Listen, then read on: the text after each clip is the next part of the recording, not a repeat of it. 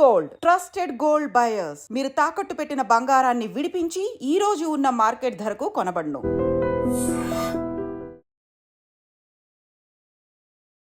Hi, hello, నమస్తే, welcome back to iDream media. ఈరోజు మనతో ఉన్నారు MP certified mutual fund distributor అయిన బొనిగల సలోమన్ గారు.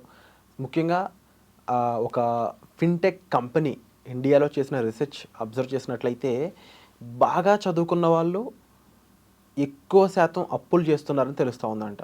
అసలు ఎందుకు ఇలా జరుగుతుంది? ఈ విషయాలన్నీ తెలుసుకుందాం. నమస్కారం సార్.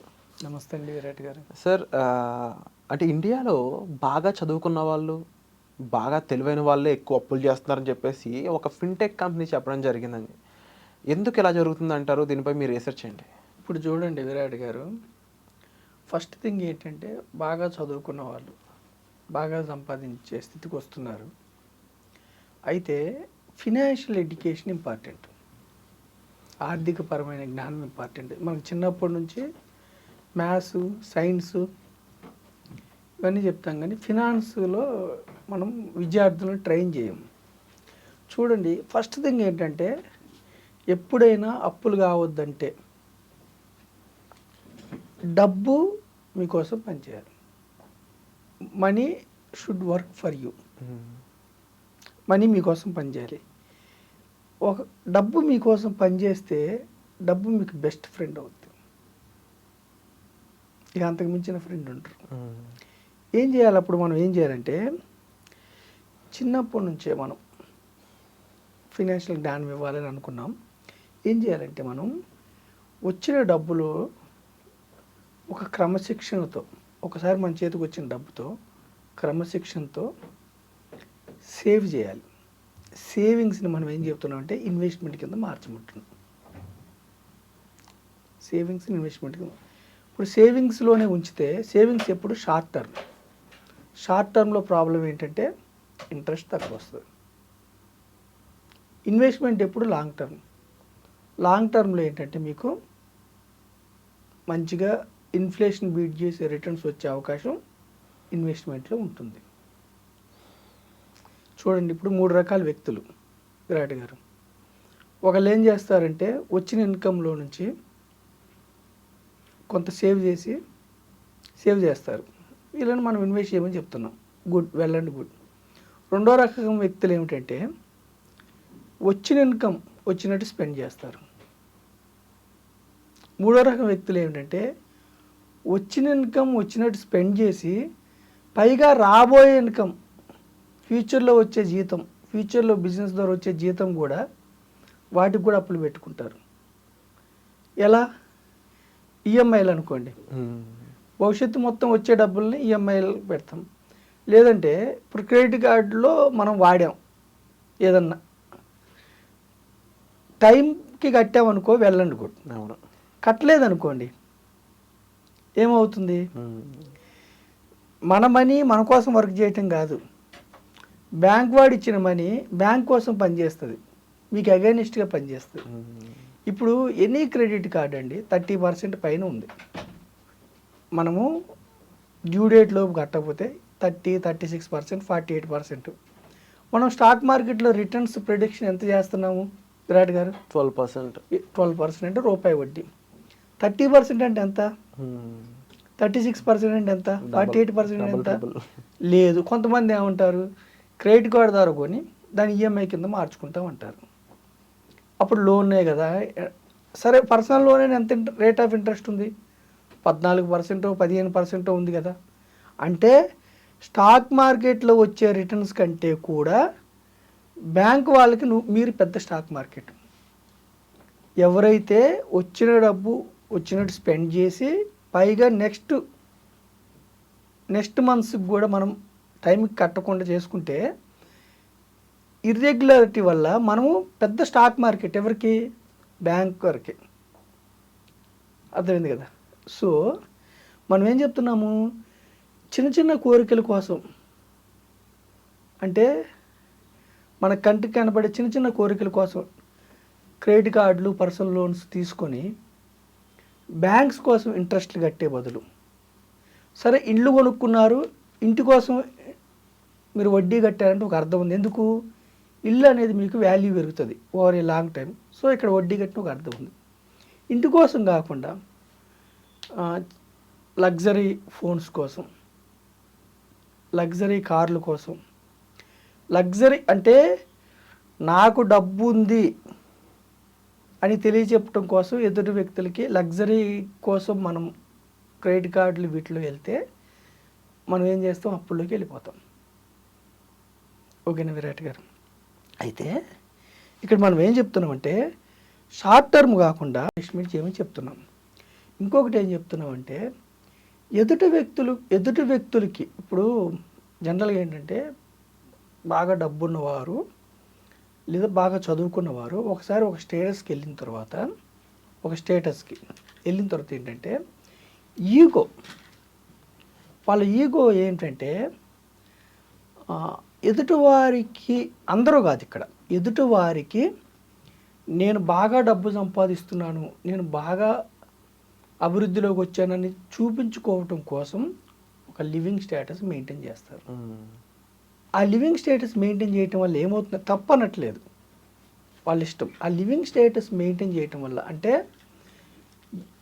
ఎదుటివారి కోసం గొప్పగా బతుకుతున్నానని చూపించుకోవడం లివింగ్ స్టేటస్ మెయింటైన్ చేస్తే ఏమైందంటే మీకు మిగిలే డబ్బు ఏంటంటే యువర్ ఈగో మైనస్ ఇన్కమ్. వారు చూపించుకోవడానికి చేసే ప్రతి ఖర్చు మైనస్ ఇన్కమ్ మిగిలి, అది కొద్దిగా ఉన్నప్పుడు మీరు ఇన్వెస్ట్ చేసే అమౌంట్ తగ్గుతుంది, మీ సేవింగ్స్ తగ్గుతుంది. అంటే మీరు ఇప్పుడు బాగా జీవిస్తారు, ఫ్యూచర్ ఏమవుతుంది ఇన్వెస్ట్మెంట్ చేయకపోతే? ఇప్పుడు చదువుకున్నారు, బాగా సంపాదిస్తున్నారు, ఇప్పుడు బాగుంటుంది. ఎదుటివారి కోసం జీవించినప్పుడు మీ ఈగో మైనస్ ఇన్కమ్ అనేది మీకు కొంచెం మిగిలినప్పుడు, మీరు ఇన్వెస్ట్మెంట్ తక్కువ చేసినప్పుడు భవిష్యత్తు ఇబ్బంది అవుతుంది. ఓకేనా? అప్పుడు మన కోసం చేయాలంటారు. అప్పుడు మనం ఏం చెప్తున్నామంటే మనం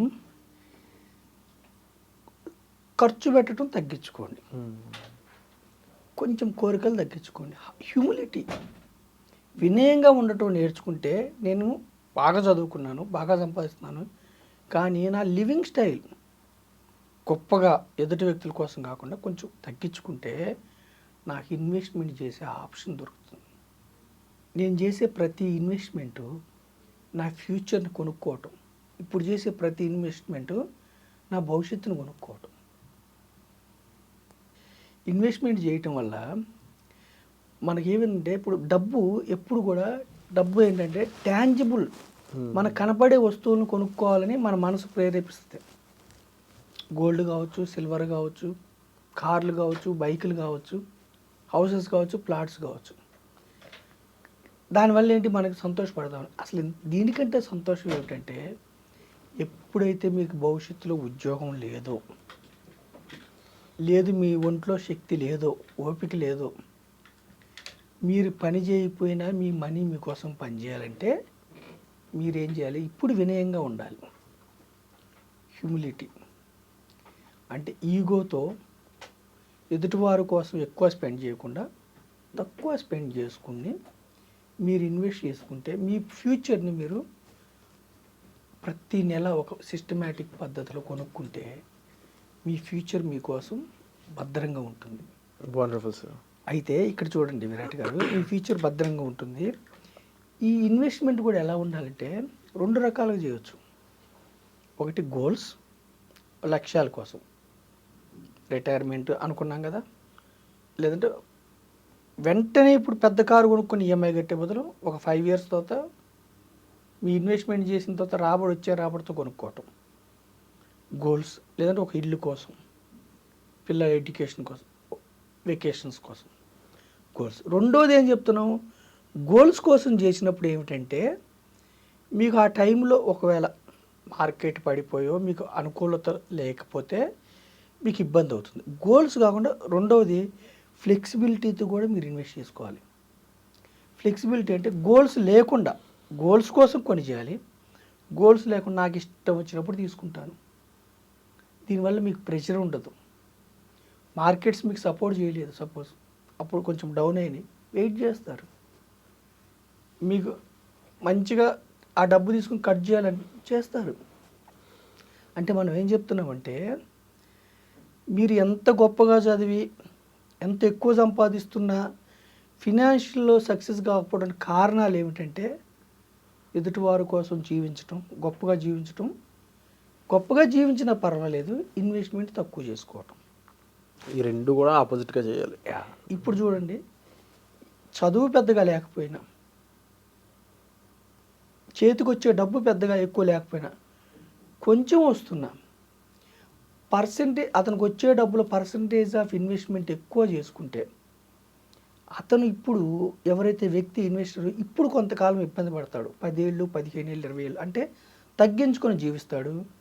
కానీ after 15 years, after 10 years, after 20 years జీవితాంతం ముందుకెళ్తాడు. అంటే లాస్ట్ ఫైనల్గా విరాట్ గారు, అంటే ఫైనాన్షియల్ సక్సెస్ అవటం అనేది ఎంత సంపాదిస్తున్నాం అనే దాని మీద ఉండదు, ఏం చదువుకున్నాం అన్న దాని మీద ఉండదు, మీరు ఎంత చక్కగా ఇన్వెస్ట్ చేస్తున్నారు అంటే మీ సైకాలజీ డబ్బు విషయంలో ఎలా ఉంది, ఇన్వెస్ట్మెంట్ విషయంలో స్పెండింగ్ మోరా ఇన్వెస్టింగా. మీకు ఇంకొక కిడ్ అనుకోవాలి ఇన్వెస్ట్మెంట్ని అనుకుంటే జీవితాంతం మీరు ఆర్థిక ఇబ్బందులు లేకుండా ట్యాంజిబుల్ అసెట్సే కాకుండా ఇంటాంజిబుల్ ఫినాన్షియల్ అసెట్ బిల్డ్ చేసుకుంటే, ఎక్కడ బిల్డ్ చేసుకోవాలి?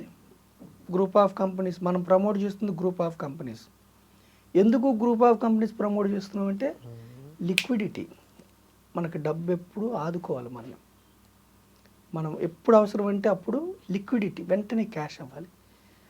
అది ఫ్లెక్సిబిలిటీగా చేస్తే, గోల్స్తో పాటు ఫ్లెక్సిబిలిటీగా కొంత చేస్తే మీరు వెయిట్ చేస్తారు. ఈ టైంలో వద్దనుకున్నప్పుడు వెయిట్ చేస్తారు, లేదా ఈ టైంలో కావాలన్నప్పుడు తీసుకుంటారు. సో మనం ఏం చెప్తున్నామంటే డబ్బు అనేది మీకు బిగ్గెస్ట్ ఫ్రెండ్ ఎప్పుడు మనీ మీకోసం పనిచేస్తే. సో మనస్తత్వాన్ని మార్చుకొని,